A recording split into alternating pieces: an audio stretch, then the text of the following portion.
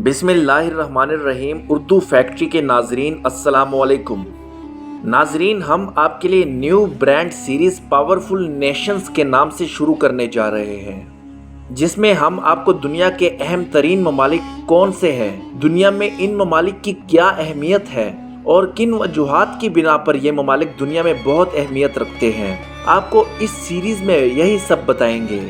आज हम आपको बताएंगे कि तुर्की दुनिया में कितना ताकतवर है और किन चीज़ों की बिना पर यह दुनिया में इतनी अहमियत रखता है।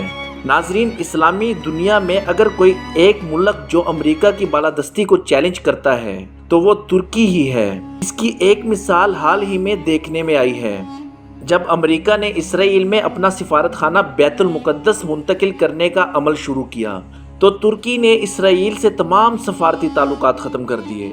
इसके अलावा तुर्की के पास एटमी हथियार तो नहीं, मगर इसका शुमार दुनिया की बड़ी ताकतों में होता है। आखिर तुर्क कौम की ताकत क्या है और तुर्की कितना ताकतवर है, आज हम आपको यही सब बताएंगे। वैसे तो तुर्की का रकबा पाकिस्तान से कम है, इसमें मौजूद पानी और आबादी पाकिस्तान से कम है, लेकिन इसके बावजूद तुर्की की सबसे बड़ी ताकत जो है वो इसका जुग्राफिया है, क्योंकि तुर्की जोग्राफियाई लिहाज से यूरोप और एशिया के दरमियान वाक़या है, जिसकी वजह से तुर्की दोनों बराज़मों का दरवाज़ा समझा जाता है। जोग्राफिया की इतनी अहमियत है कि अमेरिका और रूस दोनों चाहते हैं कि तुर्की इनके कैंप में रहे, और तुर्की अपनी इस अहमियत को अच्छे तरीके से इस्तेमाल कर रहा है।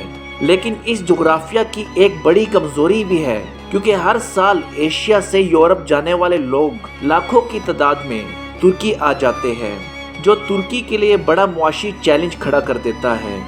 इसके अलावा तुर्की यूरोपीय यूनियन का रुकन बनना चाहता है, लेकिन इसका जोग्राफिया ही इसके लिए बड़ी रुकावट है, क्योंकि यूरोपीय यूनियन के शहरी बगैर वीज़े के पूरे यूरोप में घूम सकते हैं, और अगर तुर्की यूरोपीय यूनियन का हिस्सा बन जाता है तो हर साल एशिया से आने वाले लाखों तारकीन बआसानी पूरे यूरोप में चले जाएंगे।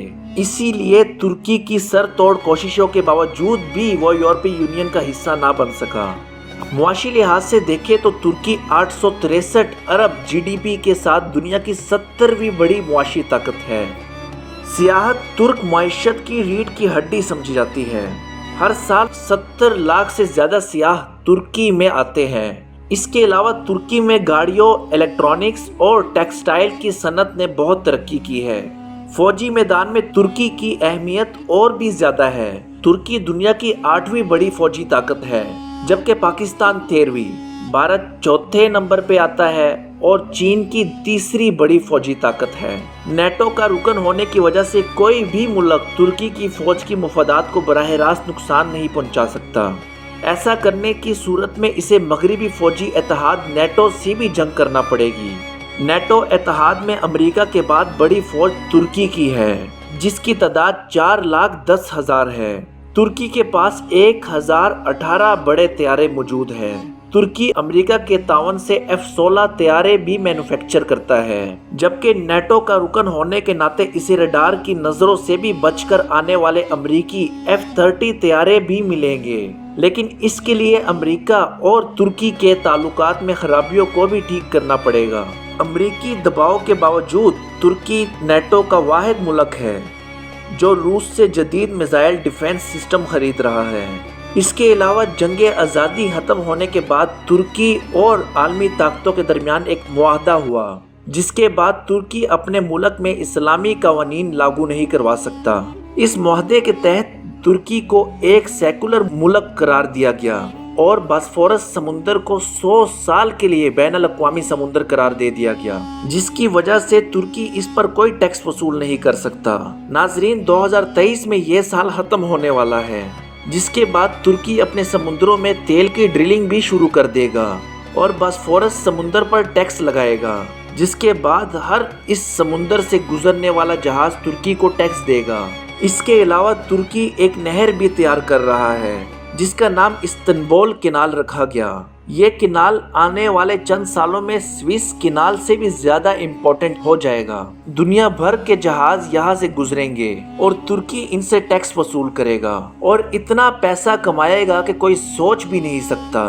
जिसकी वजह से आने वाले चंद सालों में तुर्की दुनिया की सबसे बड़ी माइशत बन जाएगी। इसके अलावा तुर्की को अपनी जोग्राफियाई और इस्लामी ममालिक में अहमियत की वजह से सियासी ताकत भी हासिल हो गई है। जबकि अमेरिका ने मकबूजा बैतुल मुकद्दस को इसराइल का दारुल हुकूमत तस्लीम किया, तो तुर्की के सदर तैयब एर्दोगान ने इस्लामी ममालिक का इजलास बुलाया और बैतुल मुकद्दस को फलस्तीन का दारुल हुकूमत करार दे दिया। तुर्की के इस इक़दाम ने मुसलमानों के दिल जीत लिए थे, लेकिन जदीद फौजी और मुआशी ताकत के बावजूद तुर्की किस कदर तेजी से मसाइल का शिकार भी हो रहा है, जिनमें दो मसाइल बहुत अहम हैं। पहला कि तुर्की में कुर्द अक़लियत ने आज़ादी की तहरीक शुरू कर रखी है। इन कुर्दों ने अब तुर्की की सरहदों के साथ शाम और इराक में भी अपने फौजी अड्डे कायम कर लिए हैं। तुर्की का दूसरा बड़ा मसला अमेरिका और यूरोपीय यूनियन से खराब ताल्लुकात हैं। अमेरिका और तुर्की के ख्यालात रोज़ बरोज़ खराब होते चले जा रहे हैं। इसके अलावा 2016 में जब तुर्क अवाम ने फौजी बगावत को नाकाम किया, तो तुर्की ने इस बगावत का इल्ज़ाम भी अमेरिका पर आयद किया। इन वाक़यात के बाद तुर्की ने अमेरिका के कैंप से हटकर रूस के साथ ताल्लुकात बेहतर कर लिए। इसके अलावा तुर्की के अपने हमसाया ममालिक के साथ भी ताल्लुकात खुशगवार नहीं है।